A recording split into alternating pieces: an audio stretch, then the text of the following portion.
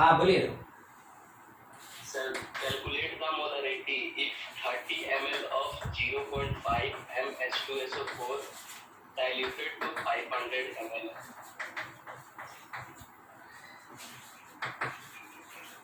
Diluted to 500 ml. 500 ml।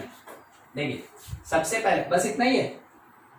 Yes sir. ठीक, देखिए सबसे पहला वर्ड ये, ठीक है, कि यहाँ पे डाइल्यूशन हो रहा है, और जब कभी भी डाइल्यूशन होता है तो molarity equation M1V1 is equals to M2V2 लगाते हैं हम लोग, ठीक है।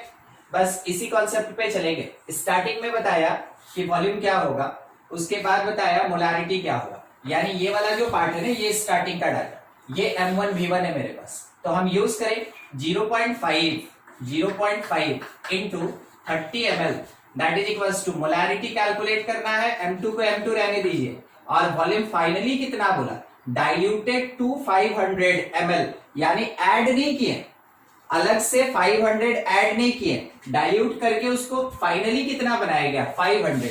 समझ रहे हैं, वर्ड का मीनिंग समझिएगा। अगर डाइल्यूटेड टू 500 ml दिया तो V2 के जगह डायरेक्टली 500, अगर बोला कि 500 ml added to the solution तो 500 के साथ ये 30 ऐड भी होता है, ठीक है। बस अब यहां से हम लोग को M2 निकालना है, निकाल लीजिएगा।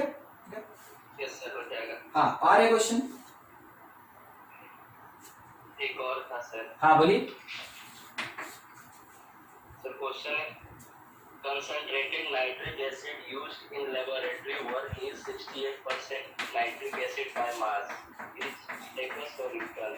ठीक है, What should be the polarity of such a sample of the acid if the density of the solution is 1.504 gram per milliliter? इतना ही, ठीक। देखिए सबसे पहला चीज 68% बाई मास, इसका मीनिंग क्या हुआ, mass by mass, mass by mass. अब इस डेटा को थोड़ा सा दे रहा है, ठीक है, तो यहाँ पे आप ये कह सकते हैं 68 ग्राम HNO3 है, और 100 में से इसको सब्ट्रैक्ट कर दीजिए तो कितना आया 32 ग्राम। इसके अंदर कौन होगा H2O। आप ये कह सकते हैं कि 100 ग्राम ऑफ सॉल्यूशन। देखिए ये चीज डेटा हमको मिला इस 68% बाई मास से, ठीक है, 68% बाई मास, इतना बोलने पे हमको इतना डेटा मिल गया। अब आगे का चीज मोलारिटी चाहिए, तो मोलारिटी का फॉर्मूला होता है mass of solute multiplied by 1000 division में मोलर मास ऑफ सोल्यूट, ठीक है, मोलर मास ऑफ सोल्यूट, और इसके साथ वॉल्यूम, और वॉल्यूम किस में होना चाहिए मिलीलीटर में, यहां लेके चलेंगे। बस हमको क्या रिक्वायरमेंट है ना, देखिए हम आपको यहां बता दें। देखिए मास तो हमको मिल गया HNO3 का W के जगह, मोलर मास हम निकाल लेंगे, जो वॉल्यूम हमको मिलीलीटर में चाहिए वो यहां से मिलेगा। मेरे पास मास है सॉल्यूशन का, अगर हम डेंसिटी से डिवाइड कर दें तो वो वॉल्यूम निकल जाएगा। मतलब हम थोड़ा अलग से यहाँ कैलकुलेशन कर लें कि volume of solution that will be equals to mass 100 gram, और डिवीजन में कौन आ जाएगा मेरे पास, डेंसिटी कितना दिया है 1.50, तो 1.5 ले रहे लगभग कैलकुलेशन के लिए, तो आप इसको हटाए, यहाँ 0 लग गया।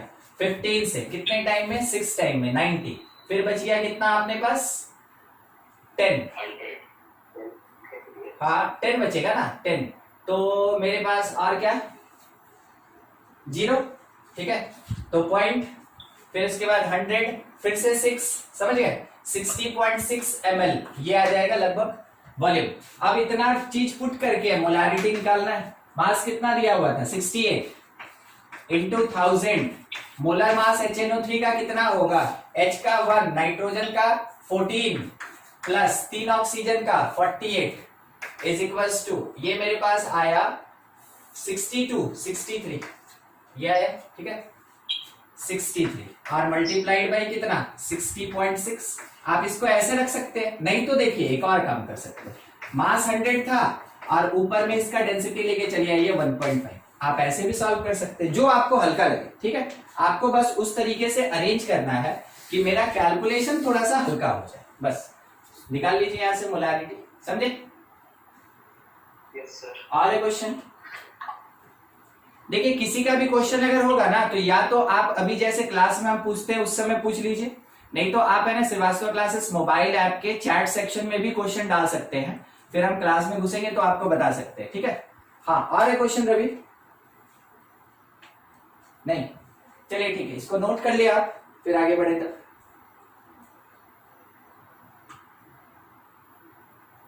No sir. ठीक हो गया। Yes sir. सब कोई का हो गया। देखिए नॉर्मेलिटी एक ऐसा कंसंट्रेशन टर्म्स होता है ना जो कि काफी ज्यादा इंपॉर्टेंट है। तो कहां पे ज्यादा इंपॉर्टेंट है याद रखिएगा, इलेक्ट्रोलाइट एक वर्ड होता है, ठीक है। इलेक्ट्रोलाइट, इलेक्ट्रोलाइट में आता है एसिड बेस सॉल्ट, खास करके एसिड बेस सॉल्ट, ये इलेक्ट्रोलाइट कहलाता है। इलेक्ट्रोलाइट के केस में अगर कंसंट्रेशन मांगा तो कंसंट्रेशन सीधा नॉर्मेलिटी के टर्म में ही निकलता है, ठीक है। तो मेन डिस्कशन अभी का है आज का नॉर्मेलिटी। ये भी एक concentration term represented by capital N, ठीक है। ये क्या होता है, number of gram equivalent, number of gram equivalent per litre solution, per litre solution is normality of solution, is normality of solution, उसी को कहते हैं normality of solution। वर्ड समझे यहाँ क्या लिखा, ग्राम इक्विवेलेंट, ठीक है। GE स्टैंड फॉर क्या है, ये ग्राम इक्विवेलेंट। बिल्कुल ये किसकी तरह काम करेगा ना, जैसे मोल्स होता है वैसे ये काम करेगा ग्राम इक्विवेलेंट, मगर थोड़ा सा डिफरेंस, ठीक है। देखिएगा ग्राम इक्विवेलेंट क्या होता है, कैसे होता है, कैसे कैलकुलेट करते हैं, पूरा फॉर्मूला के साथ चल रहे हैं हम लोग। सबसे पहले जो बोला गया normality that is equals to the number of gram equivalent, और डिवीजन में कितना, तो डिवीजन में बोल रहा है पर लीटर सॉल्यूशन, मतलब वॉल्यूम ऑफ सॉल्यूशन, और वो भी किसमें, लीटर में होना चाहिए। अब यहां पे सवाल उठा कि तब ग्राम इक्विवेलेंट कैसे निकाले।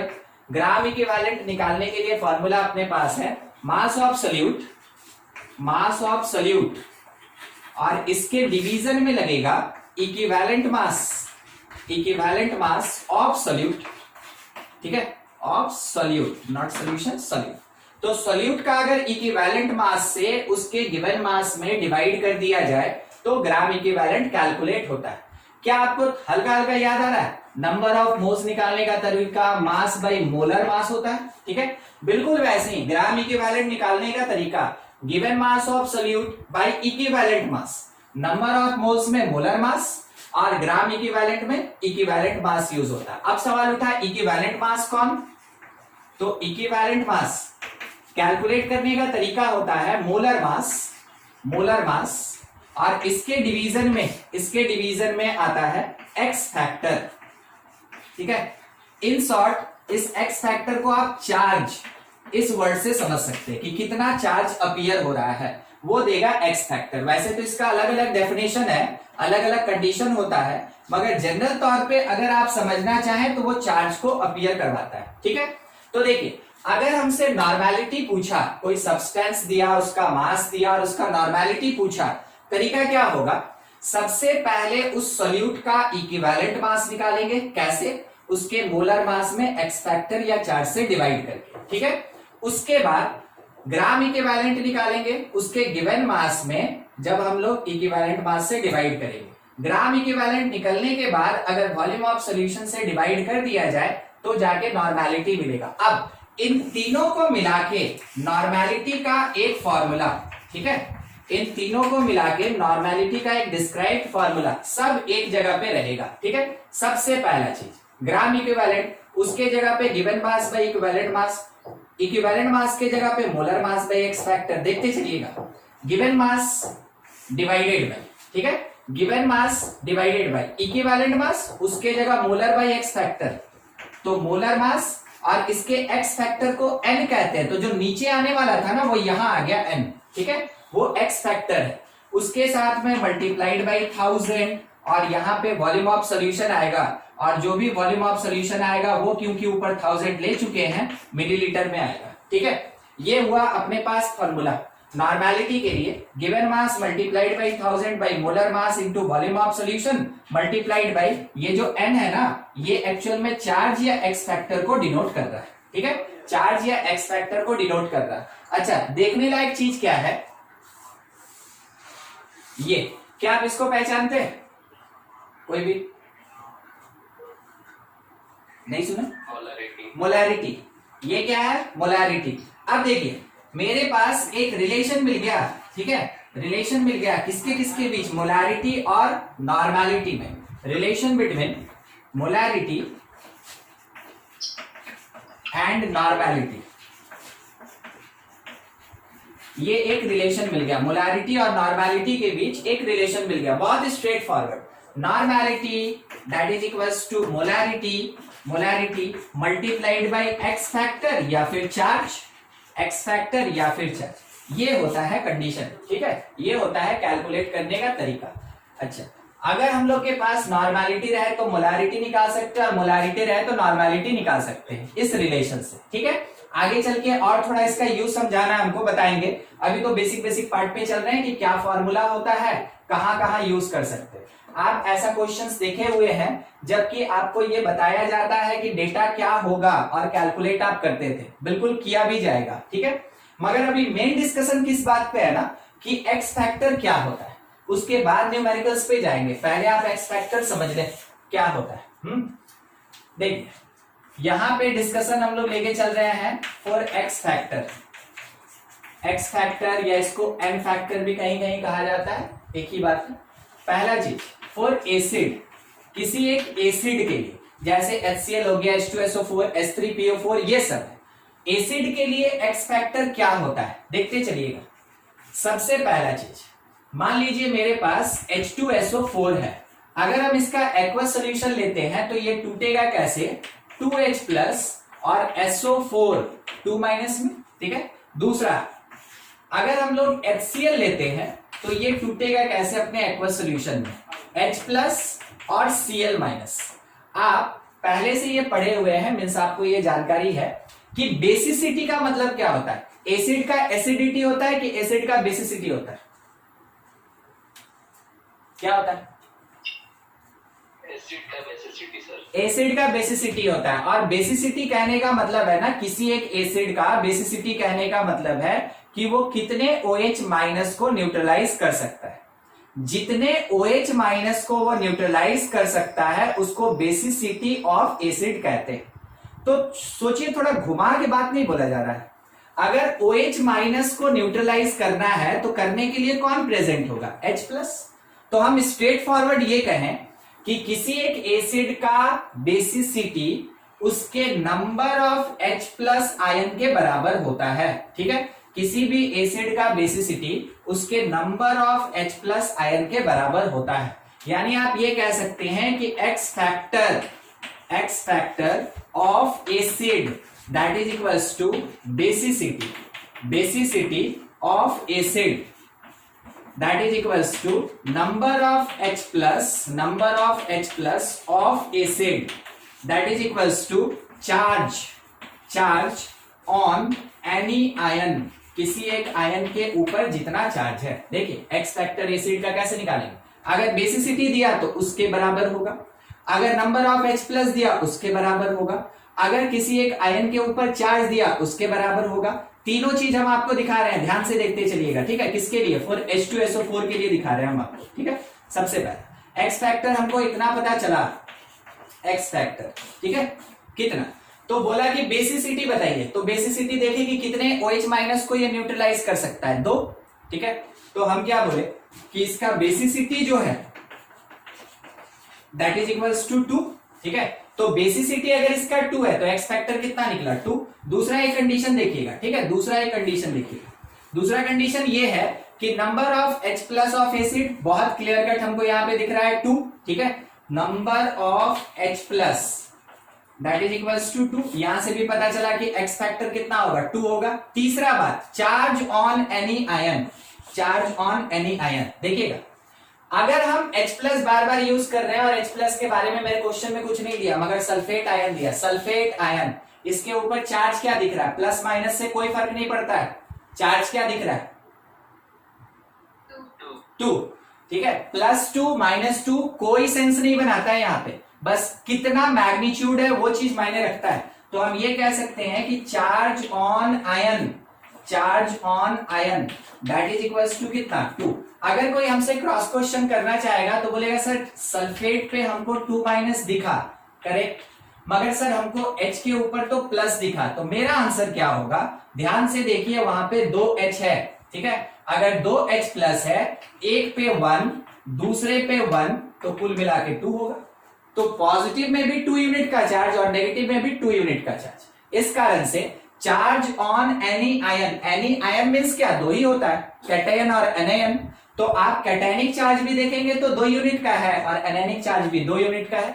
ऐसे एक्सपेक्टर निकलता है, किसके लिए, एसिड के लिए। ठीक है, अगर वैसे ही हम HCl का पूछे तो HCl का एक्सपेक्टर क्या होगा बताइए थोड़ा, HCl का 1 होगा। ठीक है, अच्छा अगर H3PO4, ठीक है, H3PO4 ऐसे टूटा H प्लस और H2PO4 माइनस में, एक्स फैक्टर बोलिए 1। अगर बोला complete dissociation of H3PO4, complete dissociation, x factor बोलिए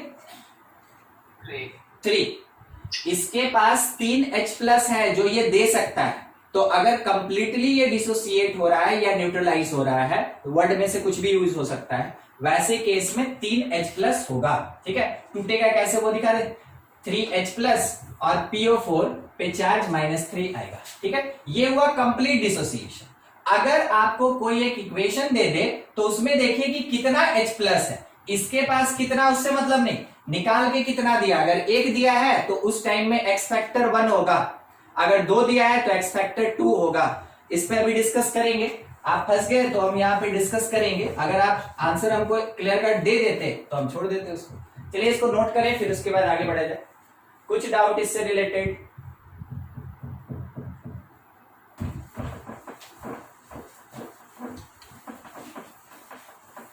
एसिड पे ही है ना, एक्सपेक्टर पे बात हो रहा है, एसिड के एक्सपेक्टर पे ही बात हो रहा है। मान लीजिए जैसे H3PO4 पे बात कर रहे थे, अगर ये बोला गया कि किसी एक सॉल्यूशन के अंदर केवल इसका एक H प्लस निकला और ये H2PO4 माइनस में टूटा, तो उस टाइम में आप बोलेंगे कि इसका जो एक्स फैक्टर होगा मींस जो N होगा दैट इज इक्वल्स टू 1, क्योंकि एक H प्लस है, इसका बेसिसिटी 1 है, क्योंकि आयन के ऊपर चार्ज 1 यूनिट है। ठीक है, अगर यही H3PO4 ऐसे टूटा 2H प्लस, वो डिपेंड कर रहा है कि आपके पास क्या प्रोवाइडेड है आपके इक्वेशन में, रिएक्शन में। ठीक है, ऐसा तो आप देखें 2H प्लस है तो अब जाके इसका एक्स फैक्टर इसका 2 हो गया। अगर लिखा हुआ है कि H3PO4 कंप्लीटली न्यूट्रलाइज्ड, जैसा दिया रहता है वो तो देख के बता ही सकते हैं। अगर ये वर्ड मेंशन है कंप्लीटली न्यूट्रलाइज्ड, ठीक है, अगर ये कहा गया तो वैसे केस में आपका जो एक्स फैक्टर होगा दैट इज इक्वल्स टू 3। जितना ये मैक्सिमम H प्लस दे सकता है वो इसका एक्स फैक्टर हो जाएगा। ठीक है, ये चीज है H3PO4 के बारे में। देखिए एक क्वेश्चन ये पूछा जाता है कि write X factor of H3PO4 in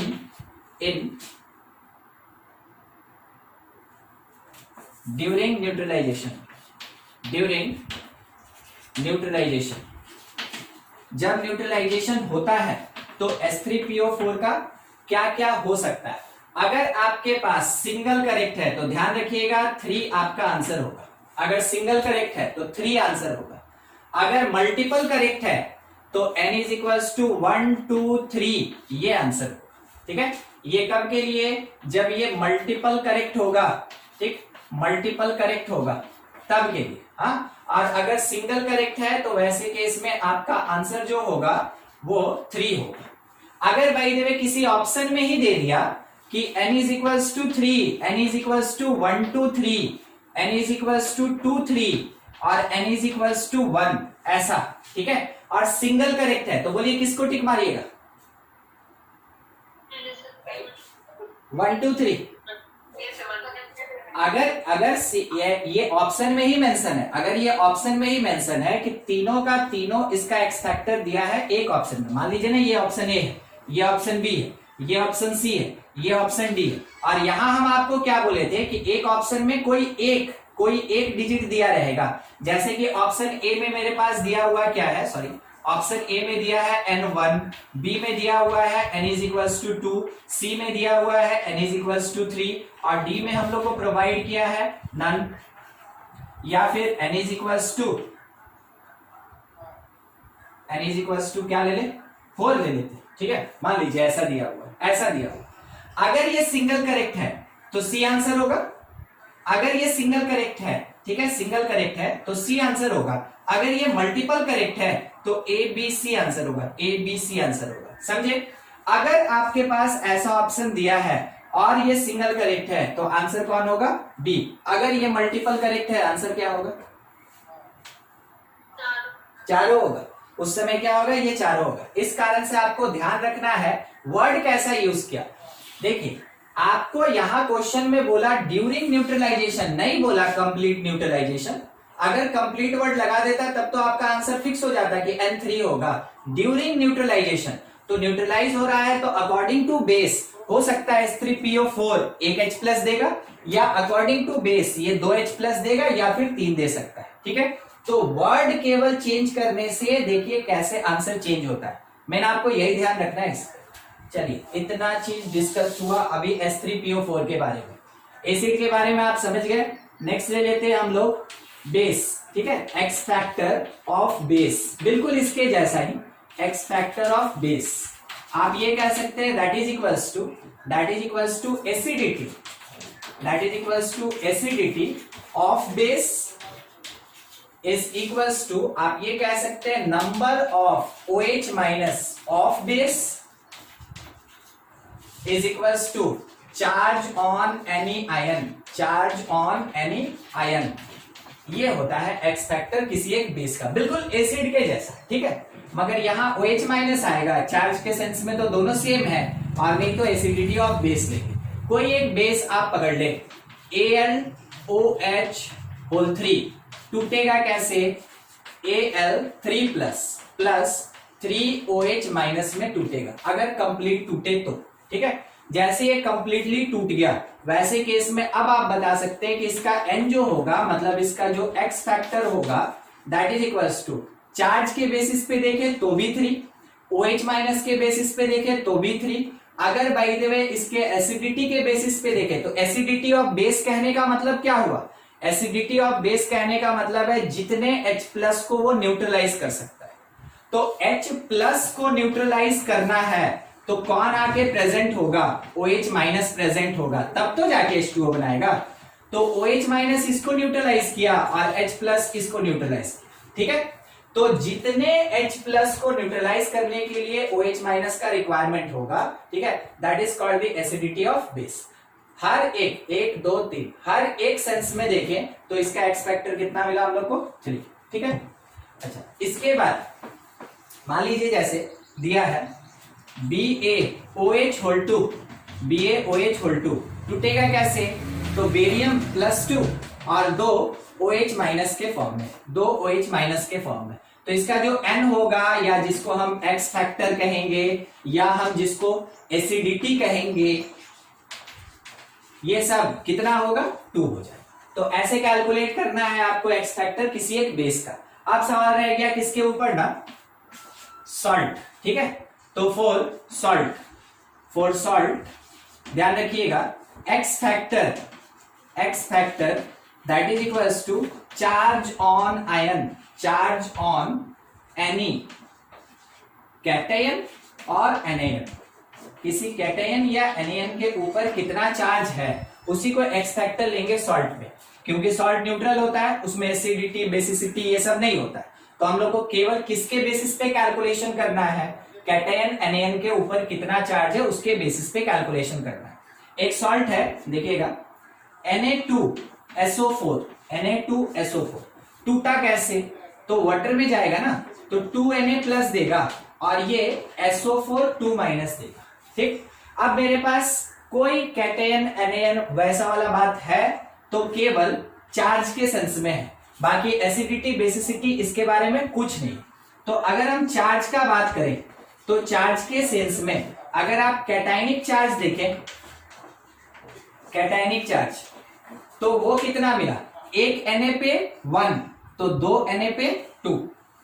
दूसरा अगर हम एनायनिक चार्ज देखें, एनायनिक चार्ज, तो जब हम एनायनिक चार्ज का बात करेंगे तो सल्फेट है, सल्फेट और सल्फेट के ऊपर चार्ज कितना -2 का है, हमको प्लस माइनस से कोई मतलब नहीं, हमको मैग्नीट्यूड लेना है 2। तो आइदर कैटायनिक या एनायनिक जो भी चार्ज आप देखें उस सेंस में सॉल्ट Na2SO4 के लिए जो मेरा चार्ज आ रहा है यानी कि जो मेरे पास एक्स फैक्टर आ रहा है दैट इज इक्वल्स टू कितना 2।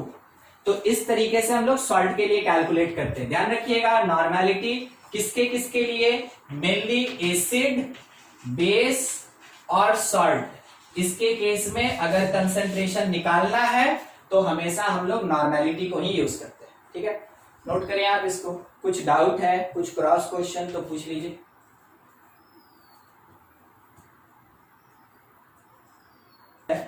फोर्थ नंबर जो होगा फॉर आयन, किसी आयन के लिए, फॉर आयन किसी आयन के लिए एक्स फैक्टर, बहुत सिंपल सा चीज, x factor that is equals to charge on it, charge on it. इसके ऊपर जितना चार्ज होगा वही उसका एक्स फैक्टर होगा। जैसे बोला कि नाइट्रेट है, बताइए इसके लिए एक्स फैक्टर क्या होगा। तो आप क्या देख रहे हैं, इसके ऊपर क्या चार्ज है 1, वो इसका एक्स फैक्टर हो गया। अगर आपसे ये पूछ दिया कि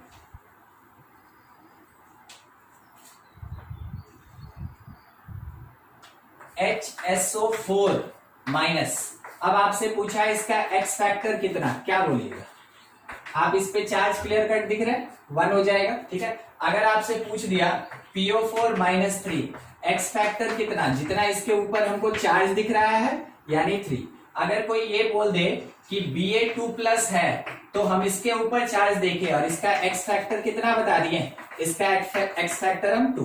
तो आयन के केस में जितना क्लियर कट आपको चार्ज दिखेगा एग्जैक्टली वही उसका एक्स फैक्टर होगा, उसमें और कोई दूसरा सेंस नहीं। ठीक है, सिंपल। फिफ्थ नंबर थोड़ा ध्यान दीजिएगा, फॉर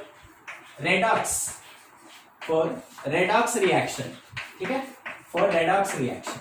तो रेडॉक्स रिएक्शन आप समझ रहे हैं, उसमें रिडक्शन भी होगा, ऑक्सीडेशन भी होगा। अगर कोई रेडॉक्स रिएक्शन है तो उसमें अब एक्स फैक्टर कैसे निकालेंगे, थोड़ा इस बात को ध्यान से समझते चलिएगा।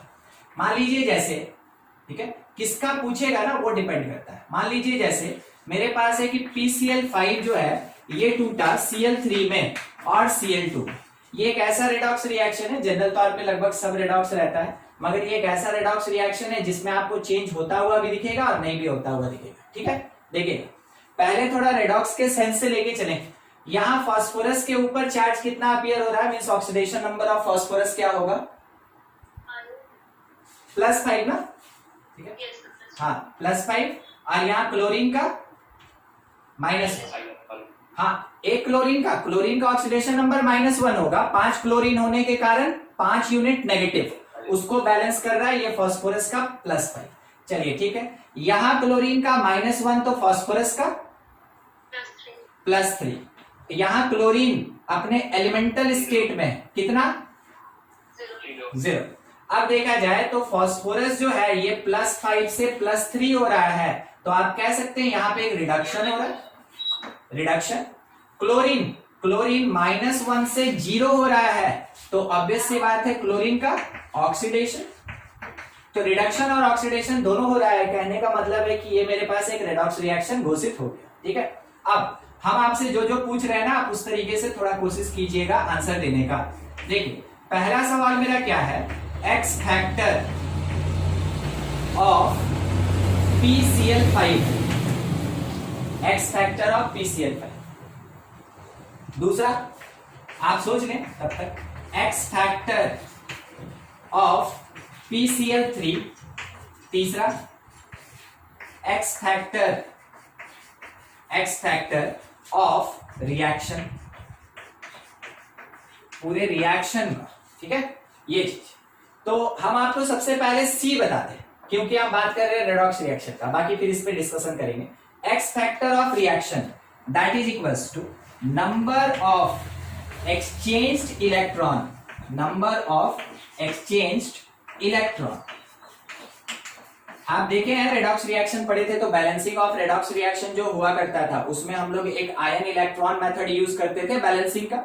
उसमें कुछ नंबर ऑफ इलेक्ट्रॉन हम लोग क्या करते थे, ऐड करते थे।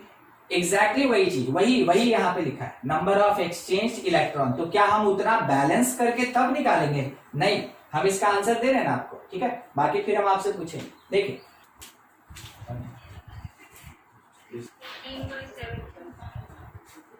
कितना नाइट्रोजन का कितना 14 हो गया, 14 बाई 14 बाई कितना बोले? नहीं,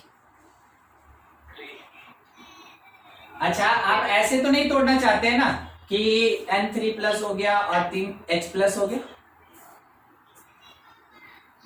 अमोनिया में से 3H प्लस नहीं निकालना चाहते हैं ना? मतलब पूछ रहे हैं। हाँ रवि, क्या अमोनिया में से 3H प्लस निकालना चाहते हैं?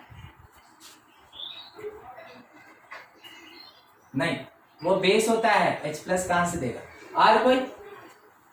देखिए आप आंसर जो दिए ना वो सही है, मगर हम आपसे पूछ रहे हैं क्या NH3 में से आप 3H प्लस निकालना चाहेंगे? नहीं निकले, ठीक है। ये टूटता ही नहीं है वैसे, तो तोड़ नहीं पाएंगे। मगर शायद आपको देख के पता चल गया होगा ये -3 होगा और इसके ऊपर +1 होगा। ये क्या है? ये ऑक्सीडेशन नंबर, ऑक्सीडेशन नंबर है जो यहाँ डील कर रहे थे PCl5 PCl3 के केस में, बस वैसा ही। देखिए हम आपको इसलिए बताए ना कि अगर किसी एक नॉन इलेक्ट्रोलाइट सब्सटेंस में इक्विवेलेंट मास पूछेगा, मतलब उसका एक्स फैक्टर चाहिए, तो वैसे केस में कैसे कैलकुलेट करते हैं? देखिए डिस्कशन इस बात पे है, equivalent mass of non electrolytic substance या फिर कंपाउंड, ठीक है, एक ही बात, सब्सटेंस या फिर कंपाउंड कैसे निकालते हैं, ठीक है। तो आप ये कह सकते हैं it is equal to mass of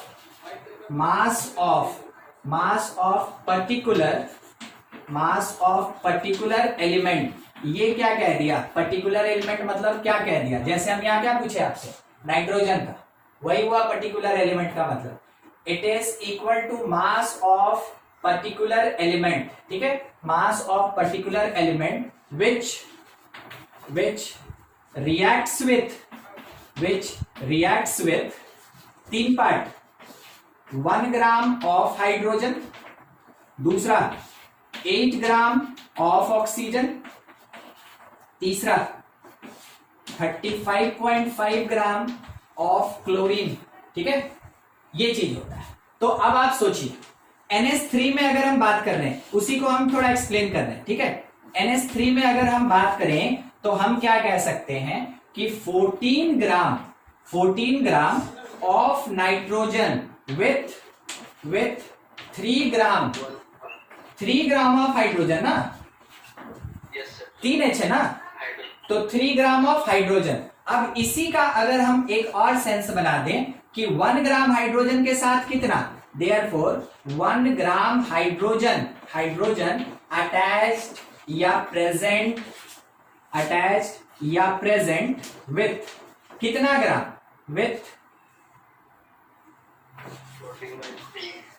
14/3 gram of nitrogen, ठीक है। तो यहां से निकला, जब भी न्यूट्रल रहेगा, कहने का मतलब क्या हुआ, अगर नॉन इलेक्ट्रोलिटिक कोई सब्सटेंस है उसका इक्विवेलेंट मास निकालना, आप ऐसे निकाल सकते हैं। वो 1 ग्राम हाइड्रोजन से रिएक्ट करे, वो 8 ग्राम ऑक्सीजन से रिएक्ट करे, या 35.5 ग्राम क्लोरीन से रिएक्ट करे, वो उसका इक्विवेलेंट मास होगा। डायरेक्ट आप इक्विवेलेंट मास दे सकते हैं उसका। देखिए इसमें अगर कोई दिक्कत है तो आप हमसे पूछ लें। जैसे बोला गया, मान लीजिए एक चीज और हम आपको दे ही देते हैं, PCl5 वाला ही बताइए। तो इस वाले डेफिनेशन के बेसिस पे PCl5 वाला कैसे होगा? PCl5 वाला नहीं,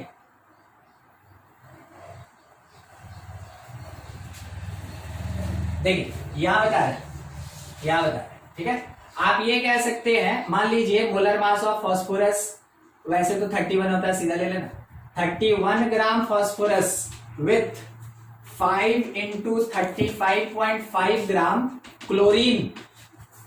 आप इसको समझे, PCl5 का मतलब क्या हुआ, फास्फोरस का 1 यूनिट का मोलर मास क्लोरीन के 5 यूनिट के मोलर मास के साथ अटैच्ड है। ठीक है, ये स्टेटमेंट लिखा। यहां पे मेरे पास कंडीशन क्या दिया कि 35.5 ग्राम क्लोरीन के साथ निकालिए, वही उसका इक्विवेलेंट मास होगा। तो 5 इंटू 35.5 के साथ 31, तो 35.5 के साथ कितना 31/5। बोलिए समझे कि नहीं, हाँ कि ना? नहीं, सब कोई नहीं समझा। ठीक है, चलिए ठीक है, आप इसको नोट कीजिए, फिर हम उसको समझाते हैं। थोड़ा बड़ा बड़ा लिख के, छोटे में नहीं समझ में आया, थोड़ा जूम किया जाएगा। ठीक है, उसके बाद समझ में आएगा। कहाँ पे? 1 ग्राम हाइड्रोजन अटैच्ड और present with 14/3 gram of nitrogen. आप इसको नोट कर ले, कंप्लीट कर लीजिए, फिर आगे बढ़े, समझाते हैं उसको, फिर से समझाएंगे अभी।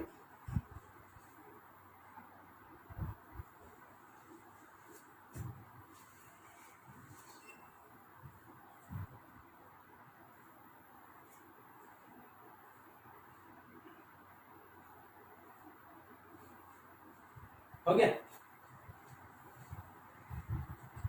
Yes, sir. Yes, sir.